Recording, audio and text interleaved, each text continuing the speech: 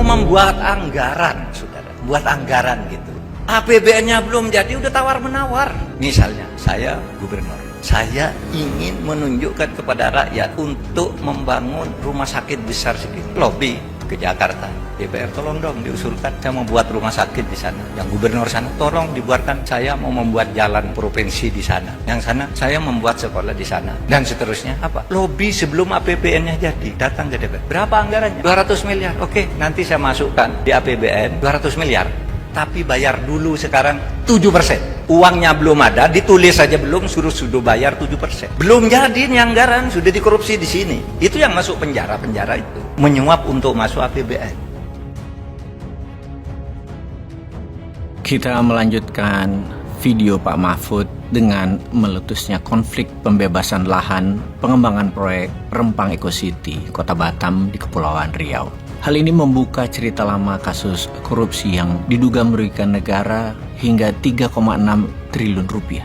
Dugaan korupsi PT MEG terkait penyelewengan izin lahan dan pengembangan proyek berkonsep Kawasan Wisata Terpadu Eksekutif atau KWTE pada tahun 2004 silam. Semua ini bermula ketika diterbitkannya surat DPRD Kota Batam terkait investasi Pulau Rempang yang ditandatangani Ketua DPRD. Lewat MOU tersebut PT MEG diberi hak guna bangunan dengan kuasa konsesi selama 30 tahun yang bisa dipanjang 20 tahun dan ditambah 30 tahun sehingga berpotensi menjadi 80 tahun. Ini nota kesepakatan menunjuk kewajiban PT MEG untuk menyusun development plan pengembangan kawasan Rempang seluas kurang lebih 17.000 hektar. Sementara pemerintah Kota Batam dan BP Batam bertugas menyediakan lahan dan menerbitkan semua perizinan yang diperlukan PT MEG, termasuk meliputi izin gelanggang bola ketangkasan dan gelanggang permainan mekanik atau permainan elektronik. Sejak ditandatangani MOU dan penyerahan hak konsesi kepada PT MEG di tahun 2004, proyek tersebut kandas, tidak berjalan. Di tahun 2007, terungkap kandasnya proyek disebabkan pemberian konsesi kepada PT MEG terindikasi korupsi dan merugikan negara senilai 3,6 triliun. Tapi mudah-mudahan ini memang bersih, tidak ada korupsinya. Tapi ini semua bagi kita ditunggu berita selanjutnya dari pejabat terkait tentang hal ini. Saat ini proyek ini kembali didesak realisasinya dan masuk daftar Program Strategis Nasional 2023, di mana salah satunya ada perusahaan terdaftar di Bursa Hong Kong Sini Internasional akan berinvestasi senilai 11,5 billion dolar atau setara 170 triliunan rupiah.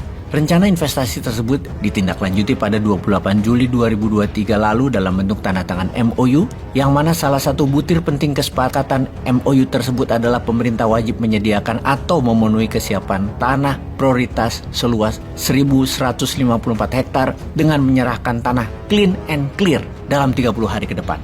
Ini penyebab utama pemerintah gerasa gerusu mendadak tiba-tiba memaksa pembebasan lahan Rempang secepatnya, bertindak otoriter, gunakan kuasa aparat, membabi buta, represif, merampas lahan rakyat sehingga memunculkan konflik yang memakan banyak korban sipil. Lihatlah kelakuan itu, memenuhi ambisi investor Tiongkok dengan cara adu domba, bikin berkelahi antara aparat dengan warga. Wajar masyarakat menolak, wajar masyarakat melawan. Lahan mereka yang ditempati sejak tahun 1843 kira-kira dirampas dadakan tanpa ada kejelasan ganti rugi dan kompensasi yang layak. Pertama terkait janji relokasi 2.600 kepala keluarga yang tersebar di 16 kampung yang terdampak. Mulai dari Kelurahan Sembulang dan Rempang, pemerintah menjanjikan pembangunan rumah tipe 45 di atas kafling 500 meter persegi di Kelurahan Sijantung, Pulau Galang. Sampai sekarang belum ada tanda-tanda pembangunannya. 2.600 kepala keluarga yang dirampas lahannya dipaksa sementara waktu tinggal di Rusun BP Batam, Rusun Pemkot Batam, dan Rusun Jamsostek. Semuanya hanya janji belaka. Sembari bermukim di situ, pemerintah berjanji akan membangun rumah yang dijanjikan. Masyarakat jelas menolak. Bagaimana dengan mata pencarian mereka? Bagaimana cara mereka melanjutkan hidup? Bagaimana untuk memenuhi kebutuhan harian? Dipaksa tinggal menumpuk di rusun tanpa ada alternatif penguatan ekonomi. Pemerintah menjanjikan jaminan biaya hidup 1.034.000 per orang. Terbatas hanya untuk 3 orang dalam satu kepala keluarga selama masa relokasi sementara. Mencakup semua kebutuhan hidup dana itu. Bantuan tersebut justru menjebak ratusan ribu orang hidup di bawah kategori hidup layak, di bawah garis kemiskinan dengan angka tersebut.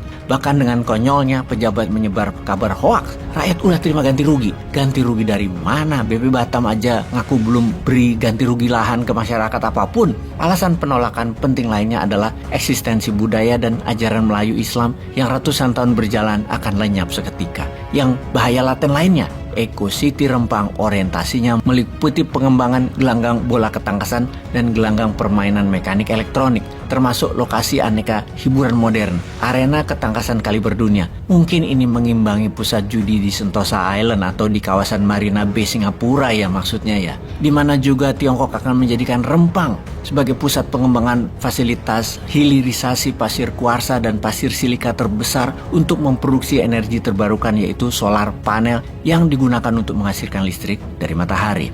Oke, ini adalah jangan-jangan ujungnya Tiongkok sekali lagi sukses merampok murah sumber energi baru terbarukan dengan ongkos murah dan jangka waktu eksplorasi 80 tahun. Seperti kasus hilirisasi nikel bisa terjadi lagi. Duh, malu gua sama keputusan pejabat kalau model-model begini nih. Peace.